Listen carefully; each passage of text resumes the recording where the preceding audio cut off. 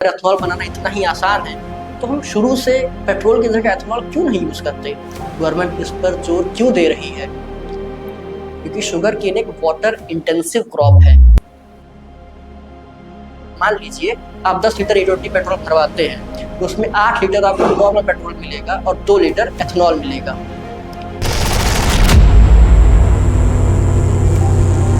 सोचो, आप अपनी बाइक या कार लेकर पेट्रोल पंप जाते हैं, टैंक फुल कराते हैं, लेकिन अचानक आपको पता चलता है कि अब पेट्रोल पहले जैसा नहीं रहा, उसमें 20% एथनॉल मिला दिया गया है। सोशल मीडिया पर लोग कह रहे हैं कि इंजन खराब हो जाएगा, माइलेज गिर जाएगी, गवर्नमेंट जबरदस्ती नया पेट्रोल हमें बेच रही है। गवर्नमेंट का कहना है कि ये भारत के लिए बहुत बड़ा और ज़रूरी कदम है। तो आखिर सच क्या है? क्या E20 पेट्रोल वाकई आपकी गाड़ी के लिए खराब है या सिर्फ ये अफवाहों का नतीजा है? और सबसे बड़ा सवाल, अगर ये इतना ही अच्छा है तो दुनिया के सारे देश इसे यूज़ क्यों नहीं करते? आज हम E20 को बिल्कुल बेसिक से समझेंगे। सबसे पहले E20 होता क्या है? E20 ये दो पार्ट से मिलकर बना है। E यानी एथनॉल और 20 मतलब 20%, यानी इस पेट्रोल में 80% नॉर्मल पेट्रोल होगा और 20% एथनॉल मिलाया जाएगा, इसीलिए हम इसे E20 कहते हैं। मान लीजिए आप 10 लीटर E20 पेट्रोल भरवाते हैं तो उसमें 8 लीटर आपको नॉर्मल पेट्रोल मिलेगा और 2 लीटर एथनॉल मिलेगा। जब लोग अल्कोहल शब्द सुनते हैं तो उनके दिमाग में शराब आती है, लेकिन हर अल्कोहल पीने वाली नहीं होती।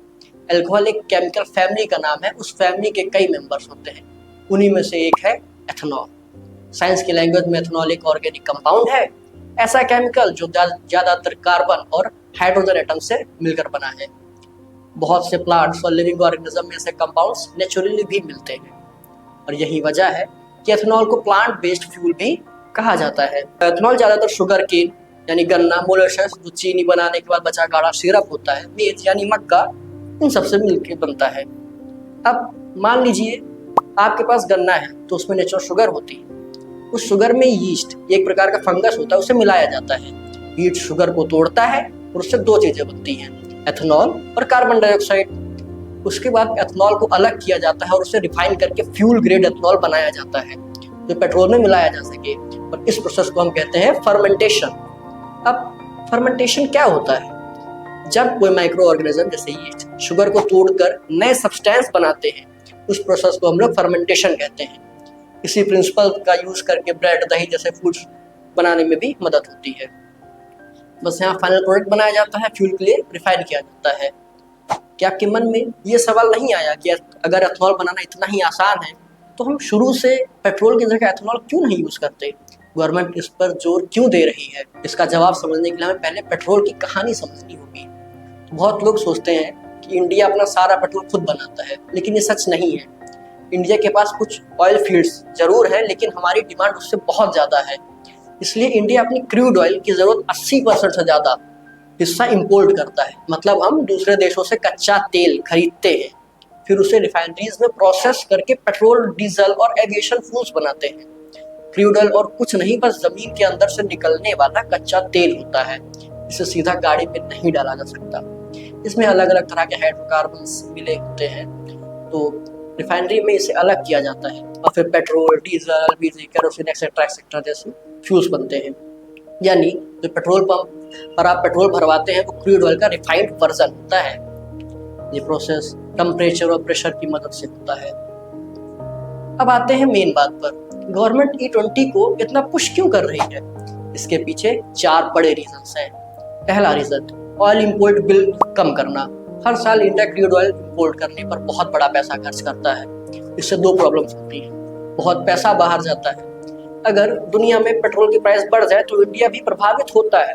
अगर पेट्रोल का कुछ हिस्सा इंडिया में बना एथनॉल रिप्लेस कर दे तो क्रूड ऑयल की डिमांड थोड़ी कम हो सकती है और इंपोर्ट बिल भी धीरे धीरे कम हो सकता है। इंपोर्ट बिल का मतलब किसी देश को बाहर से सामान खरीदने के लिए कुल कितना पैसा देना पड़ता है।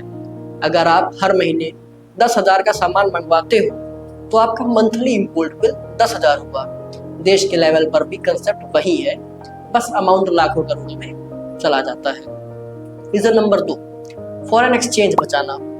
जैसे मान लीजिए आप इंडिया में रहते हो लेकिन अमेरिका से आप कोई चीज़ खरीदनी है तो पेमेंट किस करेंसी में होगी? डॉलर में। इसी तरह इंडिया जब क्रूड ऑयल खरीदता है तो पेमेंट अक्सर यूएस डॉलर में होती है, यानी इंडिया को अपने डॉलर रिजर्व का यूज करना पड़ता है।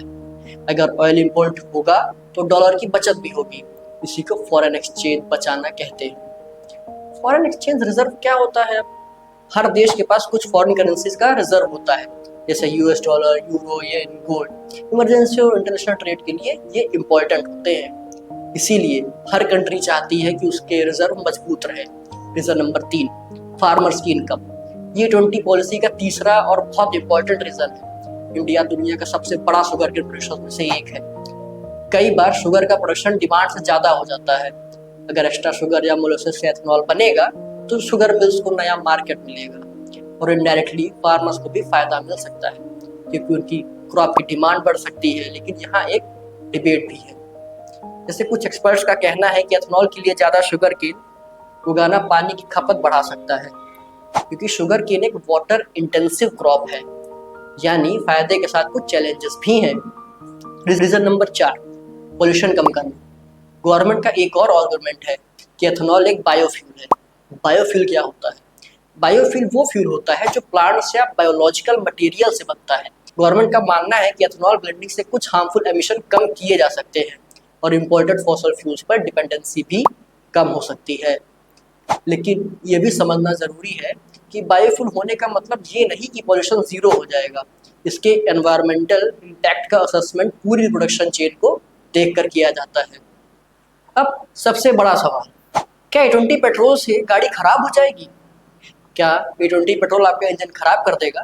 सोशल मीडिया पर कई वीडियोस वायरल हो रहे हैं जिनमें कहा गया है E20 से इंजन जल जाएगा, बाइक कुछ साल में खराब हो जाएगी।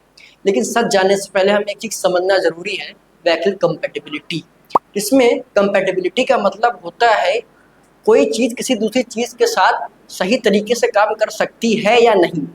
मान लीजिए एंड्रॉयड चार्जर आईफोन में डायरेक्टली काम नहीं करेगा, क्यों? कंपैटिबिलिटी नहीं है। वैसे ही हर व्हीकल E20 के लिए डिजाइन नहीं हुआ था, यही पूरी कंट्रोवर्सी का सेंटर है। गवर्नमेंट और ऑटोमोबाइल्स कंपनीज का कहना है कि E20 रोल आउट से पहले टेस्टिंग की गई और E20 कंपैटिबिलिटी व्हीकल्स में सेफ्टी कंसर्न नहीं मिला। लेकिन इसका मतलब ये नहीं कि हर पुरानी गाड़ी बिल्कुल सेम बिहेवियर दिखाएगी। पुरानी गाड़ियों का क्या? यहाँ कंफ्यूजन सबसे ज़्यादा है। अगर किसी की बाइक या कार पुरानी है तो उसके ओनर मैनुअल में लिखा हो सकता है कि व्हीकल E10 के लिए सर्टिफाइड था। इसी वजह से कई ओनर्स ने कंसर्न रेज किया है कि E20 उनके मॉडल के लिए ऑफिशियली रिकमेंडेड था या नहीं। ये मुद्दा पब्लिक डिबेट और लीगल चैलेंजेस का भी हिस्सा बना हुआ है। अपनी गाड़ी के ओनर मैनुअल या मैन्युफैक्चरर की एडवाइजरी चेक करना सबसे सही तरीका है। अब माइलेज कम क्यों होती है? अब आते हैं दूसरे वायरल क्लेम पर।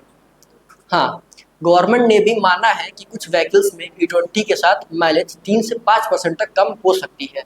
लेकिन सवाल है क्यों? मान लो दो लकड़ियां हैं, दोनों का सेम साइज है, लेकिन एक के जलने पर 10 मिनट तक हीट देती है, वहीं दूसरा जलने पर 15 मिनट। दोनों का साइज सेम है लेकिन एनर्जी अलग है। इसी एनर्जी को साइंस में कहते हैं कैलोरीफिक वैल्यू, यानी कोई फ्यूल जलने पर कितनी एनर्जी देता है। पेट्रोल की कैलोरीफिक वैल्यू एथेनॉल से ज़्यादा होती है, इसलिए अगर दोनों को सेम क्वांटिटी में जलाया जाए तो पेट्रोल थोड़ी ज़्यादा एनर्जी देगा। इसी वजह से कुछ व्हीकल्स में माइलेज में हल्का डिफरेंस देखने को मिल सकता है। अब ऑक्टेन नंबर क्या होता है? बहुत लोग प्रीमियम पेट्रोल पर XP95 पावर पेट्रोल स्पीड जैसे नाम देखते हैं, ये ऑक्टेन से रिलेटेड होते हैं। ऑक्टेन नंबर ये बताता है कि फ्यूल इंजन के अंदर जलने से पहले कितना स्टेबल रहता है। सिंपल एग्जांपल में समझते हैं। सोचो एग्जाम चल रहा है, एक स्टूडेंट प्रेशर में आता है, पैनिक कर जाता है, वहीं दूसरा स्टूडेंट प्रेशर में भी शांत रहता है। जो फ्यूल प्रेशर में स्टेबल रहे उसका ऑक्टेन बेटर माना जाता है। इथेनॉल को ऑक्टेन नंबर पेट्रोल से काफ़ी हाई होता है, इसी वजह से फ्यूचर में स्पेसिफिकली डिजाइंड इंजन इस प्रॉपर्टी का बेटर यूज़ कर सकते हैं। अब इंजन नॉकिंग क्या होता है? ये भी बहुत सुना होगा। इंजन के अंदर फ्यूल को एक फिक्स टाइम पर जलना चाहिए। अगर फ्यूल उससे पहले ही ब्लास्ट हो जाए तो टिक टिक या नॉक जैसी एबनॉर्मल कंबशन हो सकती है। इसी को इंजन नॉकिंग कहते हैं। हायर ऑक्टेन फ्यूल नॉकिंग को कंट्रोल करने में मदद कर सकता है, लेकिन इसका मतलब ये नहीं कि हर गाड़ी की परफॉर्मेंस ऑटोमेटिकली बढ़ जाएगी। इंजन डिज़ाइन भी उतना ही इम्पोर्टेंट है। E20 की टेस्टिंग हुई है। E20 कंपैटिबिलिटी व्हीकल्स के लिए सेफ है, इंजन डैमेज के वायरल क्लेम्स को सपोर्ट करने वाले एविडेंस नहीं मिले। दूसरी तरफ कुछ व्हीकल ओनर्स और एक्सपर्ट्स का कहना है कि पुराने व्हीकल्स के लिए कंपैटिबिलिटी को लेकर सवाल है। माइलेज में हल्का फर्क महसूस हो सकता है। इस ट्रांजिशन को लेकर और ट्रांसपेरेंसी लेकिन होनी चाहिए। तो ट्रेंड क्या था? E20 से गाड़ी खराब हो जाएगी, और ट्रुथ रियलिटी से काफ़ी कॉम्प्लेक्स है। E20 कोई नया एक्सपेरिमेंट नहीं है। एथनॉल ब्लेंडिंग को देशों में सालों से यूज़ हो रहा है, लेकिन हर व्हीकल एक जैसा नहीं होता। माइलेज में हल्का सा फर्क आ सकता है। कॉम्पैटिबिलिटी चेक करना ज़रूरी है, और अगर आपकी गाड़ी पुरानी है तो ओनर मैनुअल और ऑथोराइज सर्विस सेंटर की एडवाइस फॉलो करना सबसे सेफ अप्रोच है। यानी ना तो हर वायरल क्लेम सच है और ना ही हर कंसर्न बिना वजह का। सच इन दोनों के बीच में है। अगर आप E20 पेट्रोल यूज़ कर रहे हैं, कमेंट में अपना एक्सपीरियंस जरूर बताएं। क्या आपको माइलेज में कोई फ़र्क महसूस हुआ? और अगर ये वीडियो इन्फॉर्मेटिव लगी हो तो ट्रेंड या ट्रुथ को फॉलो कीजिए। यहाँ हम हर ट्रेंडिंग टॉपिक के पीछे की पूरी सच्चाई को लेकर आते हैं। Thank you.